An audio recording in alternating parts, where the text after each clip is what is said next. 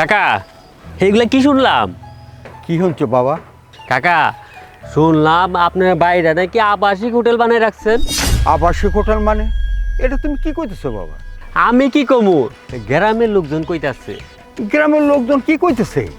গ্রামের লোকজন কইতাছে আপনারা নাকি শহরের থেকে লোক আইনা আপনার বাড়িতে রাখেন। কাকা গ্রামে তো আমরা আছিলাম, দরকার হলে আপনার এই টাকা বেশি দিতাম, সমস্যা কি? আপনি শহরের থেকে লোক আনা দরকার কি? এই ছেলে, তুমি উল্টাপাল্টা কি সব কইতেছো? হ্যাঁ, আমি কোনো উল্টাপাল্টা কথা কইতাছি না, যা সত্য তাই কইতাছি। কি সত্যি? হ্যাঁ, কি সত্যি? উল্টাপাল্টা কথা কইতেছো, আবার বলছো সত্য কথা বলতেছো? কেন শহর থেকে একটা পোলা আপনার বাড়িতে রাত কাটায় নাই? শোনেন কাকা, এখন আর লুকায় কোনো কিছু লাভ নাই, গ্রামে সবাই জানে। এক কাজ করেন, শহর থেকে লুক না নিয়ে আইসা আমরা তো গ্রামের আছি, আমরা টাকা পয়সা বাড়াই দিব না। ওই, তুমি কিন্তু বেয়াদবি করতেছো।